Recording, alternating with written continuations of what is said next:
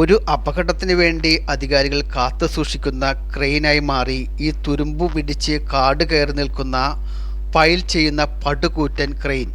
ഈ പടുകൂറ്റൻ അപകടാവസ്ഥ നിൽക്കുന്ന ക്രെയിൻ കേരളത്തിലെ ഏറ്റവും തിരക്കേറിയ ജംഗ്ഷനായ വൈറ്റില ജംഗ്ഷനിൽ നിന്നും ഹബ്ബിലേക്ക് യാത്ര ചെയ്യുന്ന വഴിയരികിലാണ് വർഷങ്ങളായി ഇതിങ്ങനെ കാട് പിടിച്ച് തുരുമ്പെടുത്ത് ഏത് നിമിഷവും നിലംപൊത്താവുന്ന രീതിയിൽ നിലനിൽക്കുന്നത്. ആയിരക്കണക്കിന് യാത്രക്കാർ വൈറ്റില ഹബ്ബിലേക്ക് യാത്ര ചെയ്യുന്ന ഈ റോഡരികിൽ നിരന്തരം യാത്രക്കാരുടെ വാഹനങ്ങൾ തുരതുര ഇങ്ങനെ പാസ് ചെയ്തു പോകുന്നുണ്ട്.